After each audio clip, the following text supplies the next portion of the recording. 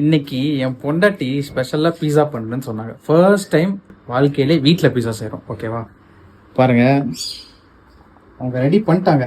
பார்க்க செம்மையாக இருக்கு, இல்லை பயங்கரமாக இருக்கு. இது வந்து நான் ஒரு பேஸ் வச்சு கொஞ்சமாக போட்டேன், நிறைய சீஸ் போட்டு அது உள்ளே இருக்குது. ஒரு ஸ்லைஸ் மட்டும் டேஸ்ட் பண்ணலான்னு எடுத்துகிட்டு வந்துட்டேன். பார்க்கவே பயங்கரமாக இருக்குல்ல, க்ரஸ்ட்டும் நல்லா தின்னாக இருக்குது. அப்புறம் அதில் ஆரிகானோ போட்டு ஒரு பைட் பண்ணி இழுத்தேன் பாருங்க, அது சீஸ் நல்லா சூப்பராக புல்லாகி வந்தது. ஆனால் செம்ம சூடு, வாயெல்லாம் வெந்து போச்சு. ஆனால் டேஸ்ட்டு சொல்லணுமே, ரொம்பவே நல்லா இருந்தது. நல்ல ப்ரொஃபஷனலான ஒரு டேஸ்ட்டு. அது எப்படி சொல்கிறதுன்னா, நம்ம வீட்டில் தான் பேஸு எல்லாமே பண்ணாங்க.